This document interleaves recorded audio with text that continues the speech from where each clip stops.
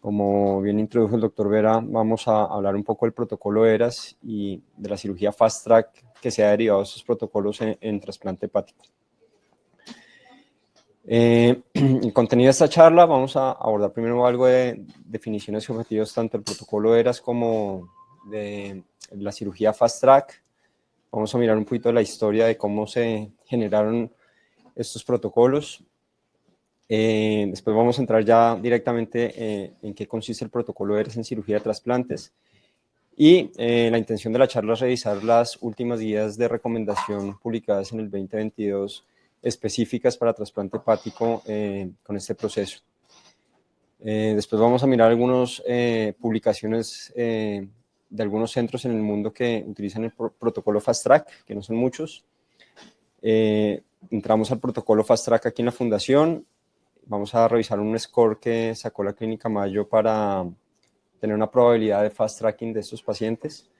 Y por último, la derivación de los protocolos fast track, que es el trasplante con el bypass del manejo NUCI. Vamos a revisar los criterios de selección que se hicieron inicialmente en la fundación y cómo hemos evolucionado a lo largo de los 3 años que lleva de aplicación este proceso. Entonces, para empezar, los protocolos ERAS se hicieron con el objetivo de optimizar el cuidado pre, intra y posoperatorio con el fin de mejorar la calidad y acelerar la recuperación en el posoperatorio. El protocolo ERAS es un programa de cuidado multimodal que está basado en algún grado de evidencia y que tiene como principales metas minimizar primero la respuesta al estrés quirúrgico del paciente, disminuir la morbilidad, reducir la estancia hospitalaria y, un fin que no suena muy médico, pero es importante, es disminuir costos. A lo largo del tiempo de la instalación de esos protocolos se ha demostrado que la aplicación en los pacientes reduce la estancia hospitalaria aproximadamente en 2.35 días y una reducción de costos de $639. Esto, obviamente, sin incrementar la morbimortalidad o las complicaciones o el reingreso de los pacientes una vez pues se les ha dado la salida. Una vez estructurado el proceso del protocolo ERAS ha permitido la evolución y el avance hacia otros protocolos, es lo que llaman la cirugía Fast Track. La gente a veces piensa que es lo mismo, pero son cosas diferentes con el mismo objetivo. La definición de Fast Track es un abordaje integral del paciente durante toda su hospitalización, desde el momento en que ingresa al procedimiento hasta el momento en que sale. El protocolo ERAS aborda todo el perioperatorio desde que el paciente está en lista de espera hasta el seguimiento ambulatorio pues, después del proceso de trasplante.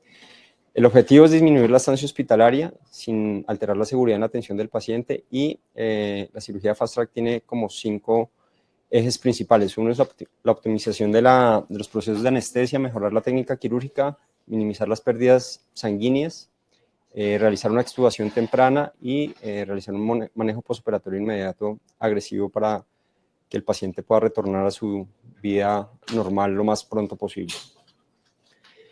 ¿Cómo ha sido la historia de los protocolos ERAS y la cirugía Fast Track? El concepto del protocolo ERAS se introdujo en el año 1997 por un cirujano de colon y recto, danés, el doctor Henrik Kellet. Este mismo doctor en el año 99 publicó un ensayo con medidas de estancia hospitalaria de 48 horas luego de una sigmoidectomía electiva. Lo manejaba, fueron como protocolos de recuperación rápida. En el 2001 se formó el primer grupo de estudio de protocolo ERAS, que estaba formado por 6 cirujanos, donde pues, obviamente lo conformaba el doctor Kellet. Y el objetivo de este grupo era poder interpretar y producir la mejor evidencia para afinar la cirugía Fast Track. Todo esto enfocado, pues, manteniendo el foco como en la cirugía de colon y recto. Este mismo grupo en el 2005 publicó las primeras guías de cuidado perioperatorio. Sin embargo, la consolidación de estos protocolos se dio hasta el 2010, cuando este grupo reportó un metaanálisis ya de 6 ensayos clínicos que reportaba disminución en la estancia hospitalaria de 2.5 días y disminución en la tasa de complicaciones. Ese mismo año este grupo cambió la denominación y se registró como una nueva organización que se empezó a llamar la ERAS Society, y así pues fue surgiendo, derivándose los diferentes protocolos Fast Track para las diferentes especialidades médico-quirúrgicas. Hasta el 2018 se dio como la primera publicación con evidencia científica de protocolo Fast Track y ERAS en trasplante hepático. Y hasta el año 2022 se creó las primeras guías con recomendaciones de protocolo ERAS para trasplante hepático. Digamos que paralelamente hemos tenido una historia en la Fundación Santa Fe Bogotá para implementar estos protocolos. Si bien el concepto para mucha gente es nuevo, nunca he escuchado protocolo ERAS, sí, seguramente los que han tenido algún grado de intervención en nuestros pacientes pueden ver que desde hace más o menos más de una década en el programa se ha venido implementando alguno de los ítems o de los estándares que maneja este protocolo. En el 2015 pues, obtuvimos la acreditación por Joint Commission como centro de cuidado clínico y esto digamos que permitió estandarizar un poco mejor el proceso y mejorar los procesos de atención. Como ya lo mencionó el doctor Vera, en el 2020 pues llegó la pandemia por COVID-19 y hubo una escasez de camas en cuidado intensivo. Lo que hicimos fue, digamos que evolucionar este proceso y hacer un protocolo de recuperación de pacientes sin necesidad de trasladarlos a la unidad de cuidado intensivo. Inicialmente se tuvo, digamos, una lista de criterios de inclusión bastante amplia y a medida que hemos evolucionado en el tiempo, hemos reducido los criterios para selección de estos pacientes y ahorita pues lo vamos a revisar con más detenimiento. Como dije, si bien ya a partir de 2018 se reconoció con evidencia el trasplante Fast Track, algunas prácticas del protocolo fueron exploradas incluso antes de la introducción por el doctor Kellett a inicios de los años 90. Por muchos años estudios independientes validaron la importancia de parámetros como la extubación temprana, la nutrición preoperatoria, la movilización temprana, el inicio temprano de la vía oral, la analgesia. E incluso hubo reportes ya en la literatura por Mandel y colaboradores en el año 97, donde publicaron un análisis retrospectivo de extubación temprana en 16 pacientes de 67 trasplantes que realizaron durante ese periodo, y reportando una disminución de costos importantísima, casi en $2.700 por paciente.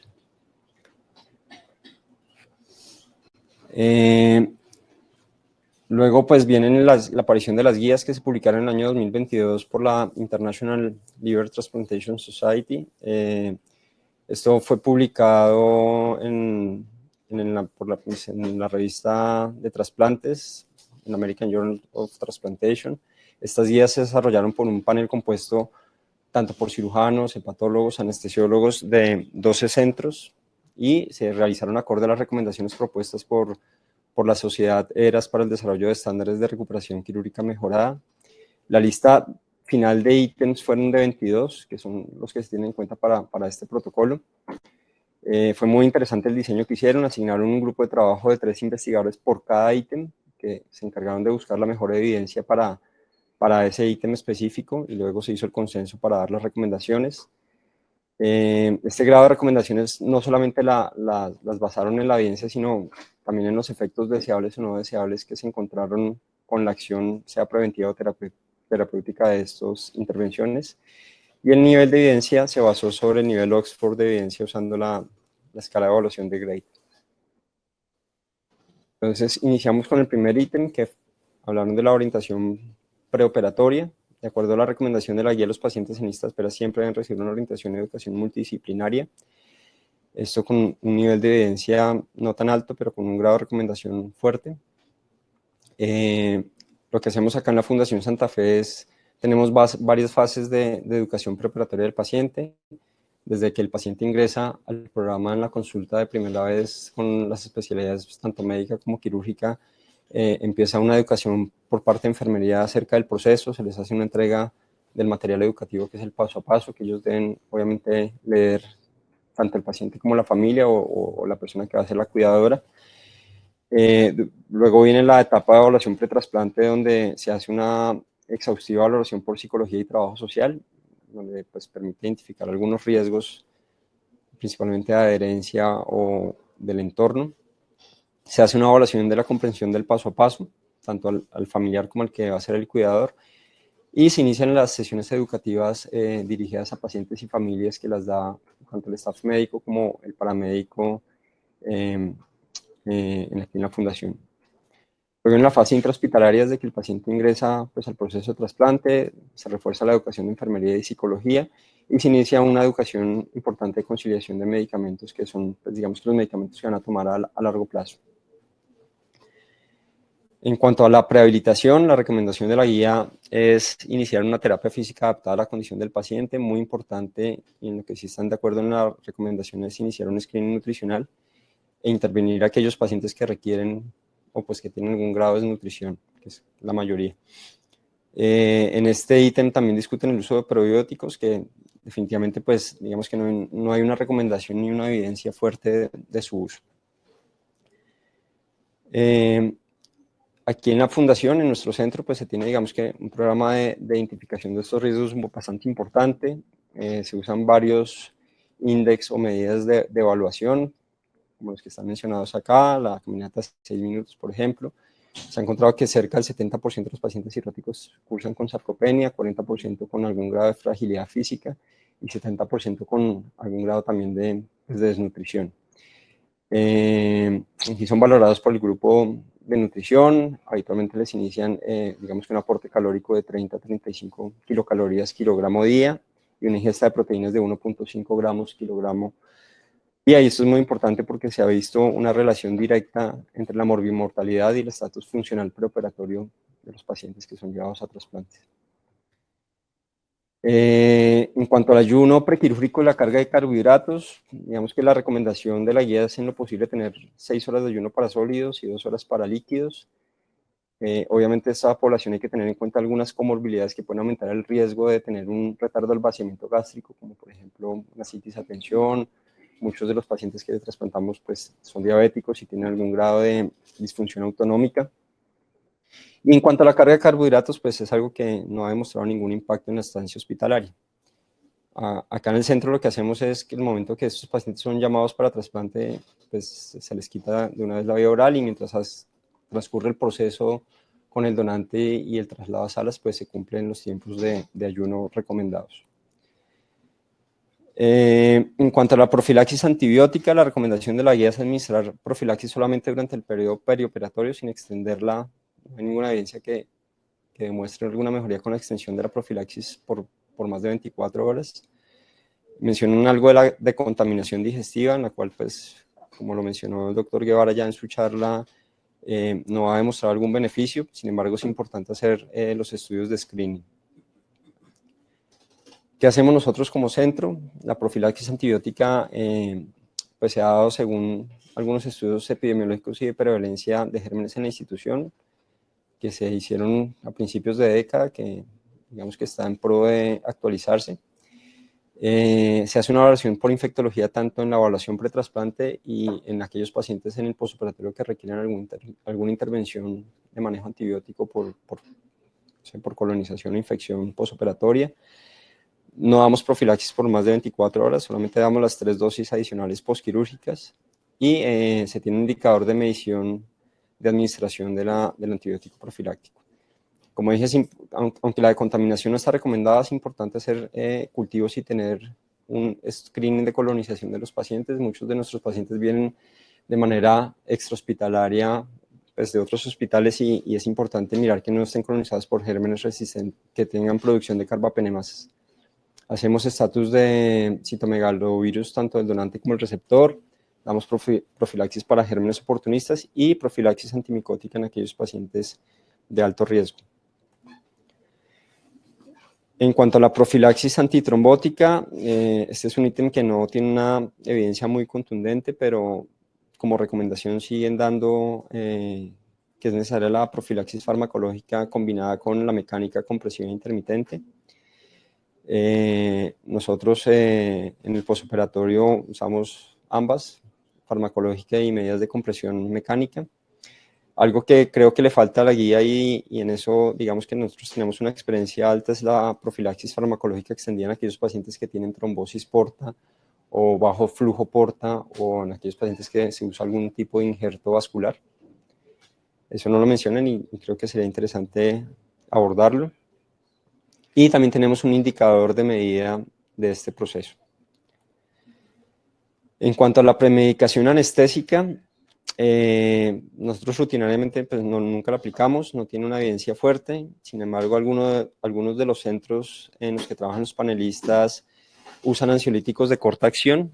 En lo que sí definitivamente hay consenso es que los ansiolíticos de larga acción están totalmente contraindicados.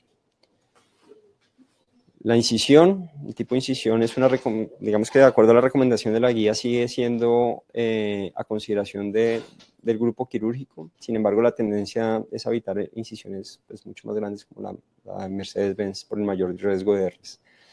Vemos que en esto, como centro, hemos tenido una evolución importante. Ustedes que llevan varios años, pues acuerda que hace más o menos una década hacíamos incisión en Mercedes-Benz a casi todos los pacientes. Posiblemente pasamos a la incisión subcostal bilateral. Y actualmente estamos haciendo una incisión subcostal derecha con extensión vertical. Esto es importante porque pacientes con factores de riesgo como alguna reintervención quirúrgica, que tengan complicaciones respiratorias, que tengan un índice de masa corporal mayor de 25, tienen una tasa o una incidencia de hernias post-trasplante muy variable y bastante alta, que va desde el 1.7% al 43%. En pacientes que no tienen ningún factor de riesgo de los que acabo de mencionar, la incisión en Mercedes-Benz tiene 5% de incidencia de hernia, la subcostal bilateral 1.7% y la subcostal derecha menos del 1.7%, la que estamos haciendo actualmente. En cuanto al shunt portocava temporal, la guía ha demostrado, y como ya creo que lo abordó el doctor Triviño en una de sus charlas previamente, no hay ninguna evidencia en el beneficio cuando se tiene una técnica que ya es depurada y estandarizada. Sin embargo, el panel lo recomienda en aquellos grupos que están apenas iniciando, que tienen, digamos que tiempos quirúrgicos prolongados y eso aumenta el riesgo de sangrado intraoperatorio.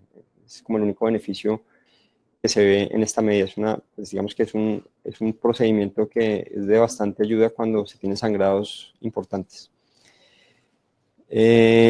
En cuanto al protocolo anestésico de corto acción, pues tampoco me voy a detener mucho acá, que esto también ya lo habló el grupo de anestesiología en charlas previas. Sin embargo, la guía describe alguna evidencia entre la preferencia de sevoflurane sobre el desflurane y recomiendan el monitoreo neuromuscular continuo.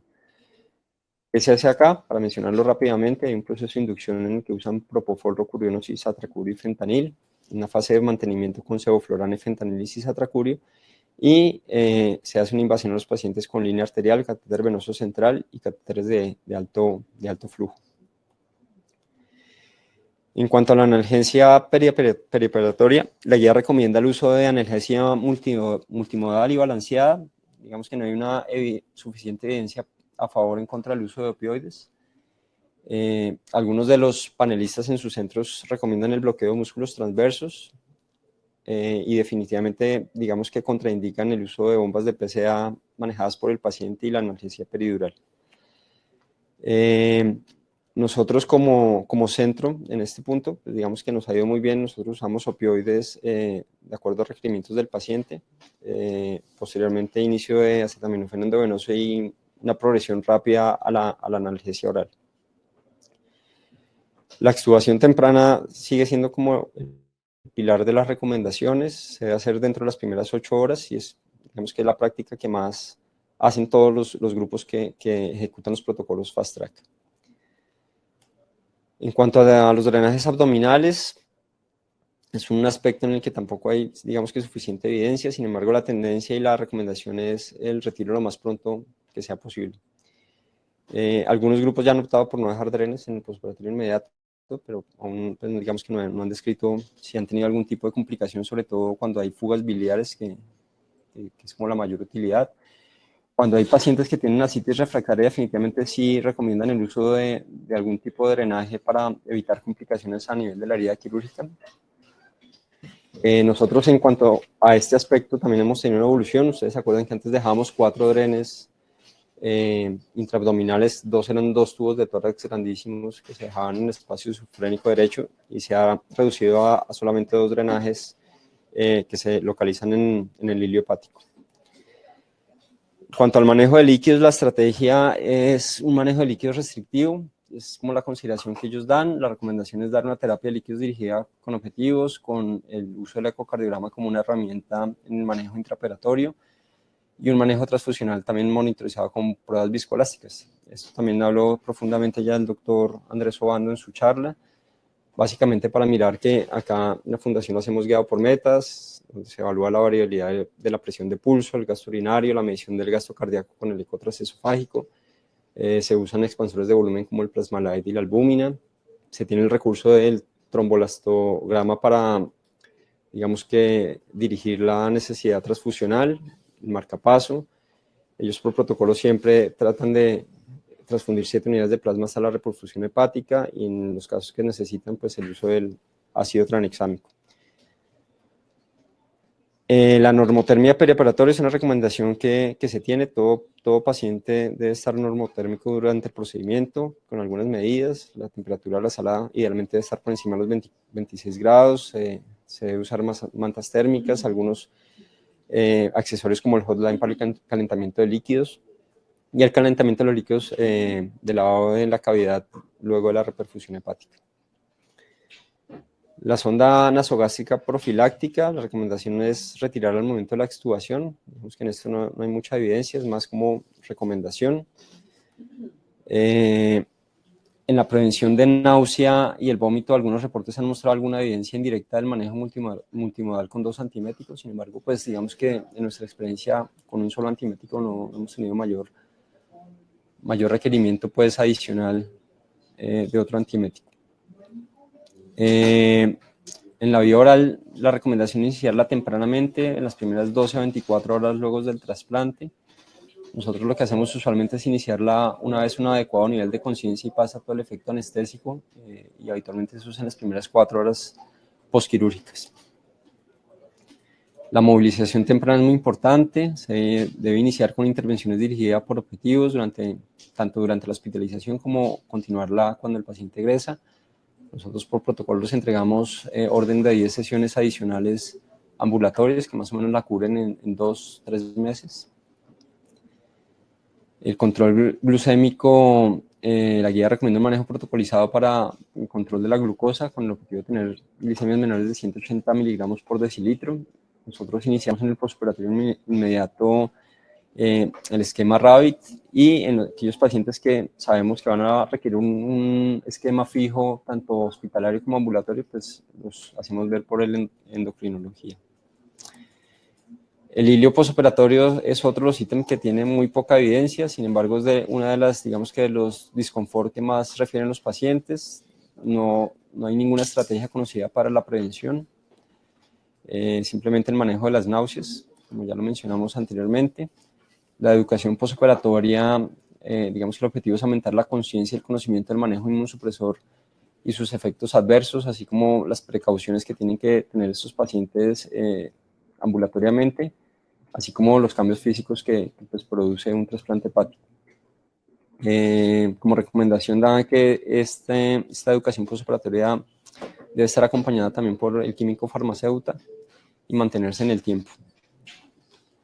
Nosotros, así como en la orientación preoperatoria, tenemos unas fases de educación postoperatoria que se da de manera, digamos que en la consulta externa por el grupo quirúrgico en los primeros 3 meses. Enfermería también hace un seguimiento telefónico en los pacientes en los que se identificó algún tipo de riesgo. Ellos tienen controles periódicos en el químico farmacéutico para hacer periódicamente conciliación de los medicamentos.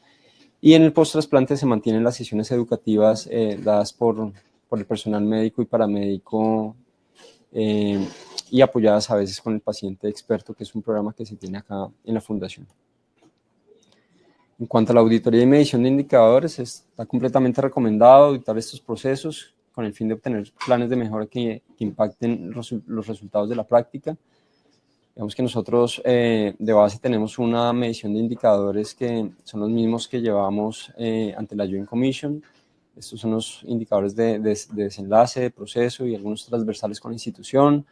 Realizamos paciente trazador, realizamos evaluación de adherencia a guías de protocolo también y hacemos una evaluación de calidad de vida del paciente que es bastante importante. Eso no lo menciono en la guía, pero creo que es un ítem, una fortaleza que tenemos en el grupo. Se me va a detener. Aquí como para revisar un poco cómo es el comportamiento de la aplicación de protocolos ERAS y Fast Track en el mundo. No hay muchos reportes grandes, realmente son muy pocos. pero pues liderados por el de la Clínica Mayo, que es el más grande. Ellos publicaron en American Journal of Transplantation en 2014 un reporte ya con 1.269 pacientes a los que le aplicaban Fast Track.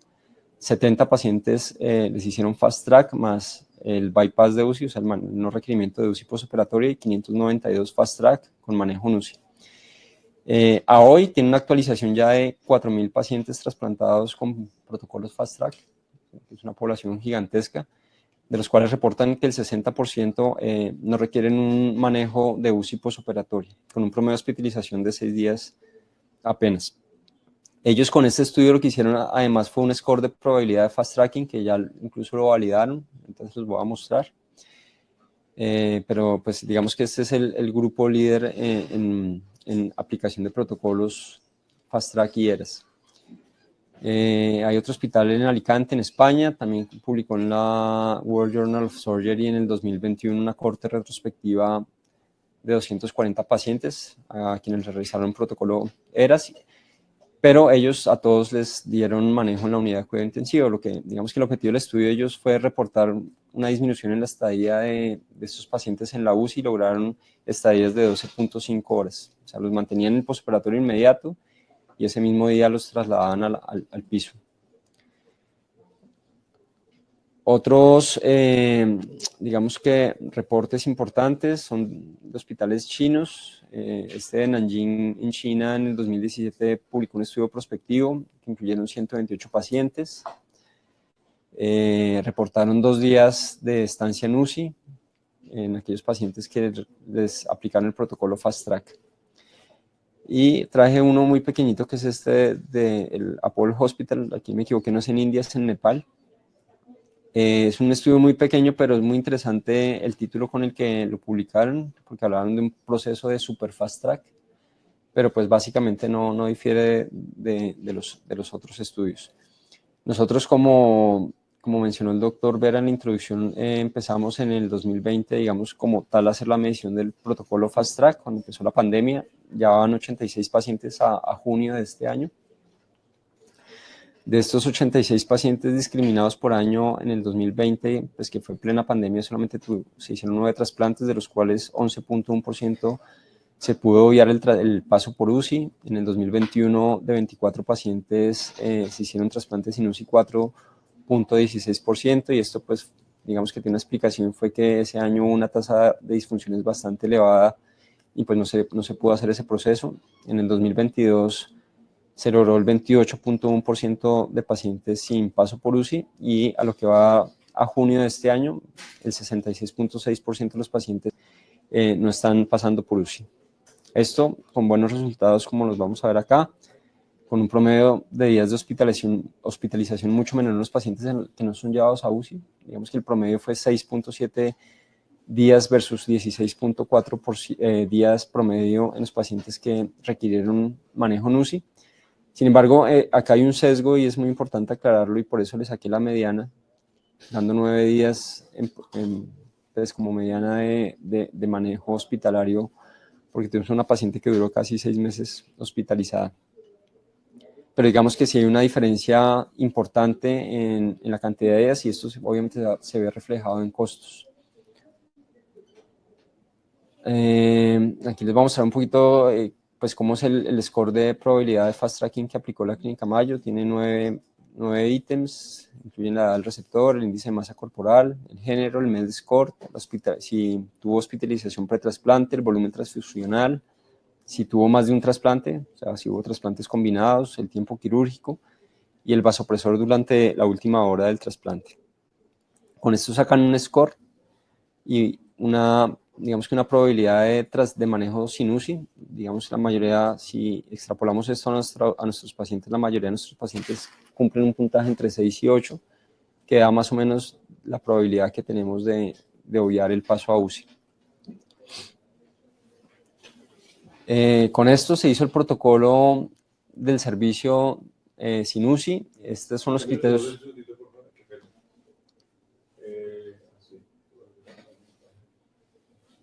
¿Usted miró los países que tenemos? ¿Cuánto? Sí, acá está discriminado por años de que empezamos el protocolo sin UCI, ya lo había mencionado. Pasamos desde que iniciamos, que teníamos el 11.1% de pacientes que no requerían UCI, a este año vamos en 66.6% de los pacientes. A junio. A junio. Bueno, acá es importante mencionar que tuvimos un caso, este no está registrado entre la estadística todavía, un caso de una niña, Paulina, que en niños sí no hay reportes pues en la literatura de Fast Track, y pues a niños se le aplicó el protocolo Fast Track Pulse, estuvo en salas, se desinvadió tempranamente y salió a los 7 días. Entonces, nosotros iniciamos el protocolo SINUSI en el 2020, con unos criterios inicialmente muy amplios que comprendían varias partes del proceso, que eran tanto la cirugía como características del donante, del receptor, de la evaluación postoperatoria, y esto restringía mucho el traslado a piso de estos pacientes. Nosotros teníamos en cuenta que pues, teníamos un donante que tenía que ser casi que perfecto, con enzimas hepáticas normales, sin evidencia de esteatosis, con un índice de masa corporal menor de 28, básicamente que no fuera un donante marginal.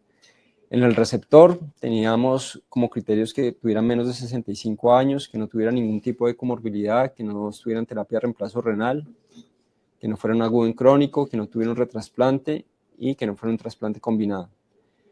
En cuanto a la cirugía, los criterios era que hubiera tenido una isquemia fría menor de 10 horas y una isquemia caliente menor de 60 minutos, con un tiempo quirúrgico menor de 6 horas, con baja tasa de transfusión, definida como menos de 5 unidades de sangre, y que no tuvieran una inestabilidad hemodinámica. Y lo que miramos en la evolución postoperatoria es que depuraran adecuadamente el lactato, que tuvieran un gasto urinario mayor de 0.8 mililitros por kilogramo hora, con una función renal normal, y que las pruebas en el primer set de laboratorio tuvieran una ACT menor de 3000, un INR menor de 2 con sodio normal y un bicarbonato mayor a 18. Sin embargo, como les he explicado durante este tiempo, hemos evolucionado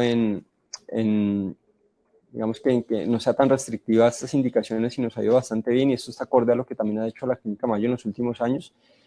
Y para este año dejamos como criterios de selección solamente 5 ítems que estén hemodinámicamente estables, que no tengan ningún signo de hemorragia o sangrado activo, que no cursen con ningún signo temprano de disfunción del injerto, esto dado por paraclínicos que están establecidos en los criterios de comisión de hígado, que no tengan inestabilidad hemodinámica y que depuren el lactato, que no requieran soporte ventilatorio y que las comorbilidades estén controladas.